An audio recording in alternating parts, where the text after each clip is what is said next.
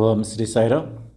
శ్రీ సాయి సహస్రనామం వచన రూపంలో 5వ భాగం భక్తి శ్రద్ధలతో వినండి. 413వ చరణం నుండి 502వ చరణం వరకు. ఓం శ్రీ సాయిరామ్. ఓం శ్రీ సాయిరామ్. ఒక ఇరానీ భక్తుని కుమార్తె మూర్ఛవ్యాధితో బాధపడుతున్నది నాయన. మీ భక్తుడు ఒకరు మీ విభూతిని ఉపయోగించమని సలహా ఇచ్చినారు. విల్లేపాలెంలో ఉన్న మీ ప్రియభక్తుడు కాకాసాహెబ్ దీక్షిత్ నుండి మీ విభూతిని తెచ్చుకున్నారు. ఇరానీ భక్తుడు మీ విభూతిని నీటిలో కలిపి తన కుమార్తెకు త్రాగించుచుండెను.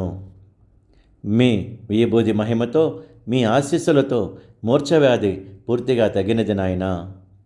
మూర్ఛవ్యాధికి తొలుత ఎన్ని మందులు వాడినను కూడా ఏమీ ప్రయోజనం లేదు. భక్తి మనస్సుతో మీ శరణు కోరిన భక్తుల బాధలను పరోక్షంగా కూడా నెరవేరుస్తున్నారు మీరు. ఆర్దా పట్టణంలో ఒక వృద్ధ భక్తుడు కిడ్నీలో రాళ్లతో బాధపడుతున్నాడు. డాక్టర్లు ఆపరేషన్కు సూచనలు చేసినారు నాయన. వృద్ధాప్యం వలన మనోధైర్యం లేక ఆపరేషన్కు ఇష్టపడలేదు నాయన ఆ వృద్ధ భక్తుడు. మీ ప్రియభక్తుడి దగ్గర మీరు ఇచ్చిన విభూతి కలదు, మీ ఆశీస్సులు అందుతాయని చెప్పి విభూతి ఇచ్చినాడు. వృద్ధ భక్తుని కుమారుడు మీ విభూతిని నీళ్ళలో కలిపి తండ్రికి ప్రతిరోజు త్రాగించినాడు నాయన. మీ చల్లని ఆశీస్సులతో కిడ్నీల రాళ్ళు సహజమైన మార్గంలో బయటపడిన నాయన.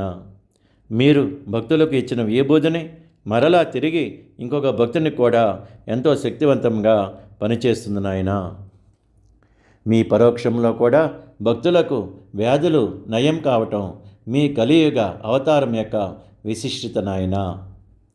మలేరియా జ్వరంతో బాలాగణపతి అను భక్తుడు బాధపడుతున్నాడు నాయన. బాలాగణపతి జ్వరము తగ్గుటకు మందులు కషాయములు కూడా తీసుకున్నాడు, కానీ జ్వరము తగ్గలేదు. ద్వారకామాయిలో మీ పాదములపై పడి మీ శరణు కోరినాడు నాయన. మీరు భక్తుడు బాలాగణపతితో లక్ష్మీ అమ్మవారి గుడి దగ్గర నల్ల కుక్కకు పెరుగు అన్నం పెట్టమని చెప్పినారు. మీ ఆజ్ఞ శిరసా వహించి భక్తుడు బాలాగణపతి నల్ల కుక్కకు పెరుగు అన్నం పెట్టినాడు నాయన. మీ ఆశీస్సులు అందినాయి. భక్తుడు బాలాగణపతికి మలేరియా జ్వరం తగినది నాయన. భీమాజీ పాటిల్ అన్న భక్తుడు క్షయవ్యాధితో తీవ్రంగా బాధపడుచున్నాడు. మీ ప్రియభక్తుడు నానాసాహెబ్ చందోర్కర్ సూచనతో భక్తుడు భీమాజీ పాటిల్ మీ ఆశీస్సుల కోసం షిరిడీ వచ్చినాడు నాయన. ద్వారకామాయిలో మీరు భీమాజీ పాటిల్ క్షయవ్యాధి బాధ గత జన్మల పాపకర్మల ఫలితమని చెప్పినారు. తొలుత మీరు భక్తుడి బాధ విషయంలో జోక్యం చేసుకోనని అన్నారు మీరు. భక్తుడి భీమాజీ పాటిల్ తనకు ఏ దిక్కు లేదని మీ కరుణా కటాక్షముల కొరకు మీ పాదములను ఆశ్రయించినట్లుగా బాధ తొలగించమని మిమ్మల్ని వేడుకున్నాడు. భక్తుడి ప్రార్థనతో మీ హృదయం కరిగినది నాయన. మీ మనసు మైనమ్మ కన్నా మెత్తనది, వెన్నవల్లే మృదువైనది నాయన. మీరు భక్తుడు భీమాజీ పాటిల్కు హామీ ఇస్తూ ఇలా అన్నారు: రోగములు, బాధలు, కష్టములలో ఉన్నవారు ద్వారకామాయి మెట్లు ఎక్కిన తర్వాత అన్ని కష్టాలు తీరిపోతాయి అని హామీ ఇచ్చినారు. మీరు ద్వారకామాయిలో ఉండి ప్రేమతోనూ దయతోనూ భక్తులను కాపాడుతానని ఈ సందర్భంలోనే హామీ ఇచ్చినారు. భక్తుల బాధలు తీర్చడానికే కదా నాయన మీరు భగవంతుని అవతారంగా సాయిబాబాగా షిరిడీలో అవతరించినారు. మీ చల్లని ఆశీస్సులతో భక్తుడు భీమాజీ పాటిల్ క్షయవ్యాధి తగినది నాయన. భక్తుడు భీమాజీ పాటిల్ మీకు ప్రియభక్తుడిగా మారినాడు నాయన. మీ మీద భక్తితో ప్రేమతో భక్తుడు భీమాజీ పాటిల్ సాయి సత్యవ్రతమును ప్రారంభించినాడు. శ్రీ వాసుదేవానంద సరస్వతి అను స్వామీజీ మీకు సమర్పించమని ఒక టెంకాయను పుండలీకరావును అనే భక్తునికి ఇచ్చినాడు. కొద్ది కాలం తర్వాత భక్తుడు పుండలీకరావు మీ దర్శనమునకు వచ్చినప్పుడు మీరు ఇలా అన్నారు: నా సోదరుడు స్వామీజీ ఇచ్చిన టెంకాయ ఇవ్వమని అడిగినారు. భక్తుడు పుండలీకరావు పశ్చాత్తాపపడుతూ మిమ్మల్ని క్షమాపణ కోరినాడు. మార్గమధ్యంలో టెంకాయని పగలగొట్టి ఉపాహారంగా స్వీకరించినాడు భక్తుడు పుండలీకరావు. దైవాంశ సంభూతినిగా ద్వారకామాయిలో మీరు కొలువై ఉన్నట్లుగా భక్తుడికి మీ సర్వజ్ఞత అర్థమైనది నాయన. ఎక్కడో రాజమండ్రిలో టెంకాయ మీకు ఇవ్వమని చెప్పిన విషయం మీరు మరల ఆ భక్తుడికి గుర్తు చేయటం మీరు త్రికాల జ్ఞాని అని భక్తులకు తెలియజేసినారు. మీ ప్రియ భక్తుడు నానాసాహెబ్ చందోర్కర్ కాకాసాహెబ్ దీక్షిత్కు మీ దర్శన భాగ్యం పొందమని సూచన చేసినారు. ఈ సందర్భంగా నా భక్తుడు సప్త సముద్రముల అవతల ఉన్నను పిచ్చుక కాలికి దారం కట్టి ఈడ్చుకొని వచ్చేదను అని మీరు చెప్పిన మాట నానాసాహెబ్ చందోర్కరు కాకాసాహెబ్ దీక్షిత్కు తెలియజేసినాడు. ఇంకా ఈ సందర్భంలోనే ఒకవేళ వాడు తనవాడు కానిచో తనచే ఆకర్షింపబడడనియు వాడికి తన దర్శనమే లేదనియు మీరు చెప్పిన మాటలు కూడా దీక్షిత్కు తెలియజేసినారు. అప్పుడు కాకాసాహెబ్ దీక్షిత్ నానాసాహెబ్ చంద్రకర్తో ఇలా అన్నాడు, నేను షిరిడీ వెళ్ళి సాయిని దర్శించుకుంటాను. నా కాళ్ళు కుండితనం కంటే నా మనసు కుండితనమును తొలగించమని వేడుకుంటాను. తొలిసారిగా కాకాసాహెబ్ దీక్షిత్ శ్యామాను తోడు చేసుకొని రైల్వే స్టేషన్కు వచ్చారు. సెకండ్ క్లాసు కిక్కిరిసి ఉన్నది నాయన. మీ వద్ద రాకముందే కాకాసాహెబ్ దీక్షిత్కు ఒక మంచి నిదర్శనం ఇచ్చినారు మీరు.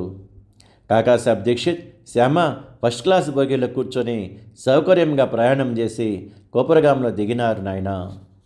ఇటువంటి ప్రయాణ నిదర్శనములు ఇప్పటికీ కూడా భక్తులకు ఇస్తున్నారు మీరు. ఎంతోమంది భక్తులు మీ షిరిడీ క్షేత్రమునకు వచ్చేటప్పుడు తిరిగి వెళ్ళేటప్పుడు టికెట్ దొరకక ఎంతో ఇబ్బందులు పడుతూ ఉన్నారు. ఆ తర్వాత మీ ఆశీస్సులతో టికెట్ దొరికి చక్కగా ప్రయాణం చేస్తూ ఉన్నారు. ద్వారకామాయిలో తొలిసారిగా కాకాసాహెబ్ దీక్షిత్ మిమ్మల్ని దర్శించుకొని కన్నీళ్లతో ఆనంద బాష్పాలతో సంతృప్తి చెందినాడు నాయన. ఈ సందర్భంలో సాక్షాత్ దేవుడికి ప్రతిరూపంగా ఉన్న మీరు భక్తులైన కాకాసాహెబ్ దీక్షిత్ నానాసాహెబ్ చందోర్కర్ గురించి ఎదురు చూస్తున్నట్లుగా చెప్పారు మీరు. ఈ ఇద్దరు భక్తులను తీసుకురావటానికి మీరు శ్యామాను కూడా పంపినట్లుగా చెప్పినారు. భగవంతుడే భక్తుడి కోసం ఎదురు చూస్తున్నట్లుగా ఉన్నది నాయన. కాకాసాహెబ్ దీక్షిత్ మీ సలహా సూచనలతో ఒక వాడాను కట్టినాడు నాయన.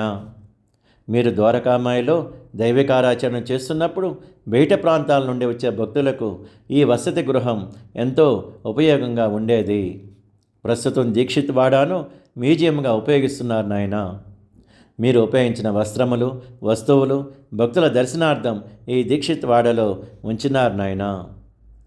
మీరు దేహాన్ని చాలించిన తర్వాత మీ సంస్థాన నిర్వహణలో కాకాసాహెబ్ దీక్షిత్ కూడా ముఖ్య పాత్ర నిర్వహించినాడు. ద్వారకామాయిలో ఒకసారి మీరు దీక్షిత్ను అంత్యకాలంలో విమానములో తీసుకువెళ్తాను అని అన్నారు మీరు. 1926 జూలై 5వ తేదీన కాకాసాహెబ్ దీక్షిత్ హేమాడ్ పంత్ కలిసి రైలులో ప్రయాణం చేయుచున్నారు. ఇద్దరు మీ నామస్మరణలో ఉండగా కాకాసాహెబ్ దీక్షిత్ హేమాడ్ పంత్ భుజంపై ఒరిగిపోయి దేహాన్ని చాలించినాడు నాయన. మీ దేహత్యాగం తర్వాత సాకడే అన్న భక్తుడికి స్వప్నంలో దర్శనం ఇచ్చారు. మీ ప్రియభక్తుడైన శ్యామకు పట్టుపంచులు బహకరించమని చెప్పినారు మీరు. మీ ప్రియభక్తుడి శ్యామ పట్టుపంచులు స్వీకరించడానికి నిరాకరించినాడు. ఈ సందర్భంగా కాకాసాహెబ్ దీక్షిత్ చీటీలు వేసి మీ సూచనగా భావించాలి అని చెప్పినాడు. మీ స్వప్న సందేశం ఫలించినది, పట్టుపంచులు తీసుకోవాలి అనే సూచన వచ్చినది నాయన. ప్రస్తుత భక్తి ప్రపంచం కూడా తమ జీవితంలో వచ్చే సందేహాలకు ఇలానే చీటీలు వేస్తున్నారు నాయన. అందులో వచ్చే సూచనలను మీరు చెప్పినట్లుగానే భక్తులు భావిస్తున్నారు మరియు ఆచరిస్తున్నారు కూడా. కాకాసాహెబ్ దీక్షిత్ తమ్ముడు బాయీజీ మీ మహిమల గూర్చి మీ లీలల గూర్చి హరిద్వార్కు చెందిన సోమదేవ స్వామి అని స్వామీజీకి చెప్పినాడు నాయన. సోమదేవ స్వామి షిరిడీకి వచ్చి మిమ్మల్ని దర్శించాలని ఉత్సాహంతో నాగపూర్ నుండి మన్మాడుకు చేరుకున్నాడు. సోమదేవ స్వామి టాంగా షిరిడీ దగ్గరగా వచ్చినప్పుడు మీ ద్వారకామాయిపై 2 జెండాలు కనిపించినాయి. మీరు జెండా పట్ల ఎందుకు ఎక్కువ మక్కువ చూపించినారు? మీరు మీ కీర్తి కొరకు పాటుపడుతున్నట్లుగా సందేహించినాడు నాయన సోమదేవస్వామి.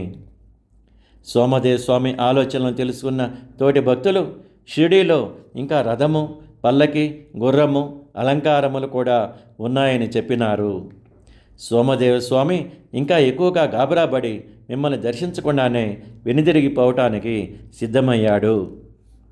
తోటి భక్తులు సోమదేవస్వామితో ఇలా అన్నారు, నాయన, జెండాలు, ఆడంబరాలు మీకు సంబంధం లేని విషయంగా చెప్పినారు. భక్తులు ప్రేమతో, భక్తితో, ఉత్సాహంతో ఈ అలంకారములు తీసుకొచ్చినట్లుగా చెప్పినారు.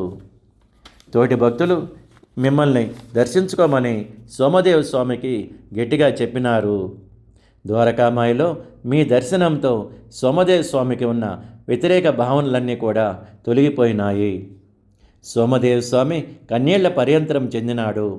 ఆనంద బాష్పాలతో ఆధ్యాత్మికంగా భావోద్వేగానికి లోనయ్యాడు. నాయన, మీరు వెంటనే ద్వారకామాయిని విడిచి వెళ్ళాలని ఆదేశించినారు సోమదేవ స్వామిని.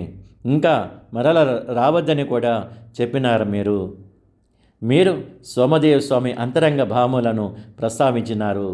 అతడిని తిరస్కరించినారు. మీరు సోమదేవ స్వామి పశ్చాత్తాపం చెందినాడు.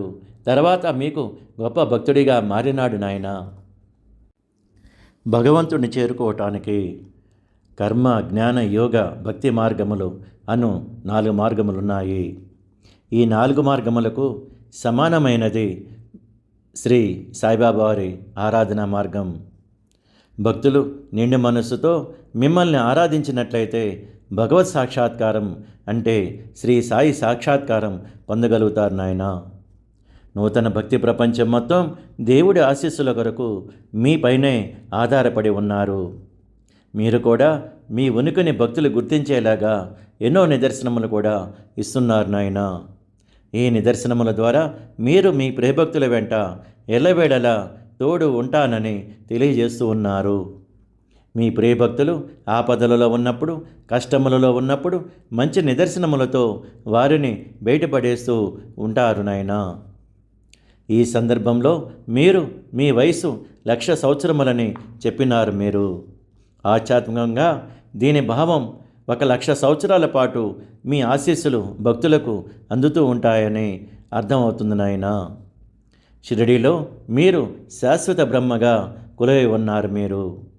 మేమందరం కూడా నశించే వస్తువుల జాబితాలో ఉన్నాము. నాయన, ఓం శ్రీ సాయిరామ్. శ్రీ సాయి సహస్రనామం గ్రంథంలోంచి 5వ భాగం 413వ చరణం నుండి 502వ చరణం వరకు ఇప్పటి వరకు పూర్తయినది. ఓం శ్రీ సాయిరామ్. ఓం శ్రీ సాయిరామ్.